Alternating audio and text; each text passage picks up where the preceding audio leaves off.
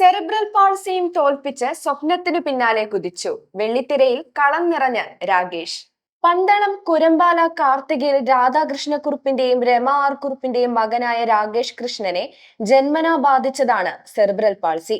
എന്നാൽ സ്വയം രോഗിയാണെന്ന് കരുതാൻ രാകേഷ് ഇഷ്ടപ്പെട്ടില്ല. കുഞ്ഞുനാളിൽ കൂടെ കൂടിയ സിനിമാ പ്രേമം പ്രായമേറുന്നതിനനുസരിച്ച് വളർന്നു. തന്നെ കൊണ്ടാകുമോ എന്നുള്ള ചിന്ത മനസ്സിനെ തളർത്തിയില്ല. എല്ലാവരെയും പോലെ തനിക്കും നല്ല ഒരു സംവിധായകനും തിരക്കഥാകൃത്തുമാകാമെന്ന മനസ്സുറപ്പ് മുന്നോട്ട് നയിച്ചു. പഠനം മുടങ്ങാതെ കൊണ്ടുപോയി. ചരിത്രത്തിൽ ബിരുദവും കമ്പ്യൂട്ടർ ഡിപ്ലോമയും പൂർത്തിയാക്കി. ഇക്കാലത്ത് ആൽബങ്ങളും ചെറു സിനിമകളും ചെയ്ത് ശ്രദ്ധ നേടി.